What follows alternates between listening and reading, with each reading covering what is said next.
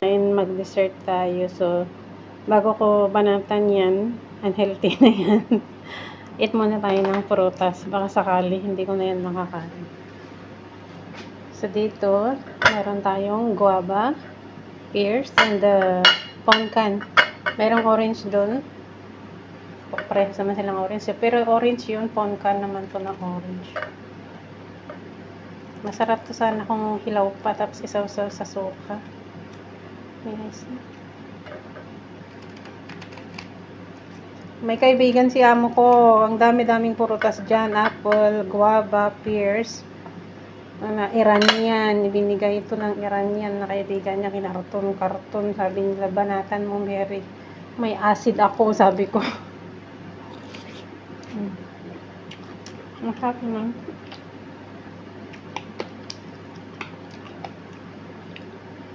Ako nung bata ako, pag umakit ako ng bayabas, hindi ko na kinukuha yung mga ganito yung ganito lang siguro ang kulay. Kasi minsan yung mga nakukuha sa bukid, pula, ay green dito sa labas niya, tapos pula sa loob niya. Ay, ang sarap pala ala ha. Ang sarap pag maalala mo yung mga nakaraan, guys. Umakit ka sa Lumboy or Dohat, sa Guaba. Kasi yung guys, yung sampalok ng ang daming bunga, tapos maliliit pa. Yung mga ganito siya pa siya, tapos flat pitil sa Ilocano, sa lugar nila mama ko. Masarap isaw-saw sa bagoong, guys. Alam nyo ba, naranasan ko na yung nag-uulam ng mga malalaking sampalok na siya, tapos anuhin mo siya, yung tawag doon, i-crush mo siya, tapos lagyan mo siya ng salt and water. Favorite ko yun, nung bata ko. Manggang hilam na may bagoong at sili, satisfied na ako na ulam.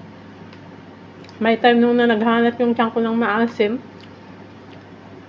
kung walang mangga, yung kamyas, sausaw ko yun sa bagoong at sili. Tapos uulamin ko. Kaya maaga ako nagka-acid kasi mahilig talaga ako sa prutas na mga maasim.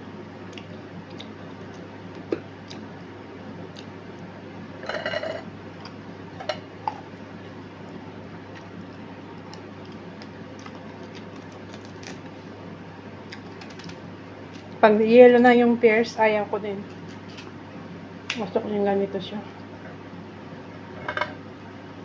Alam ko yung pears sa Pilipinas, ang lambot. Mahal ang prutas sa Pilipinas. Dito marami.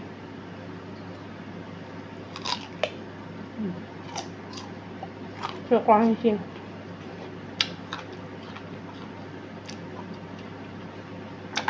Actually, hindi naman ako kumakain talaga ng ganito. Sabi ng alaga ko bago umalis, kung gusto mo yan, Mary, kainin mo. Kung ayaw mo, itapon mo na. Baka kainin ni daddy niya daw. Ilang araw ko na dyan tinago. 2 days na ata, 2-3 days.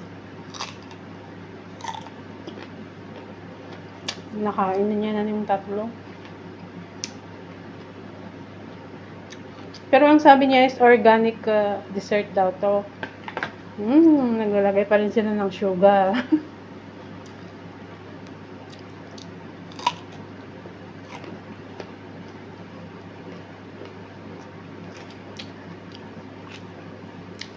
Ganito yung pumpkin.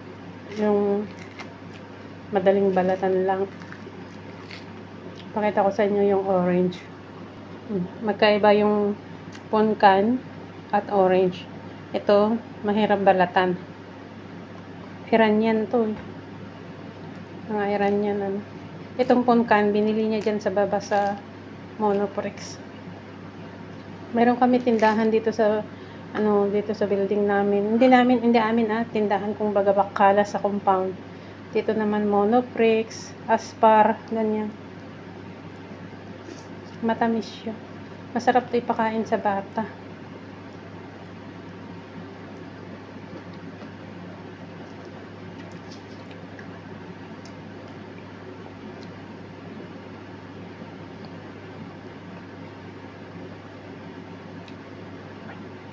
Ayan.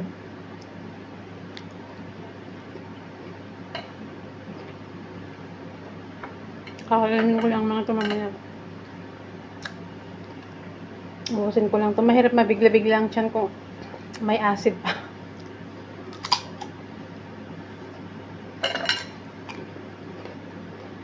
Lalo na pag may green apple sa bahay. Nako, nilagyan ko na ng sili at suka. Aakyat yung acid ko.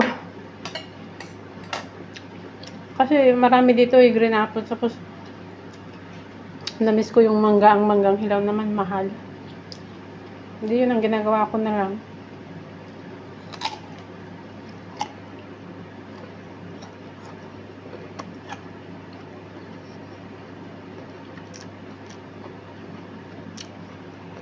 Mayroon kaming apple dito, Iranian apple. Pakita ko. Wait lang, kukuha ako. Ito guys, kinuha ko. Iranian apple. Ayaw ko kasi. Parang plastic. Malinis ng mga inano ko. Hindi ako kumakain yan. Sabi ni Madam, ipamigay daw sa kapatid niya. Ito naman, peach. Ano ko lang, ibang klaseng peach to. Ang asim din. Hindi ko kaya. Yung mga ito na lang ang binabanatan ko. Yung ito pa, pinili ko pa yung matigas yung mga nandun sa ref. Ano na, ang tawag doon? Malalambot na. Tapos yun ang gusto nila. Kumbaga parang durog na.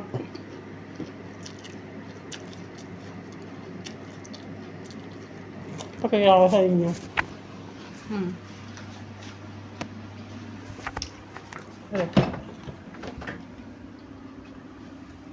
Dami niya.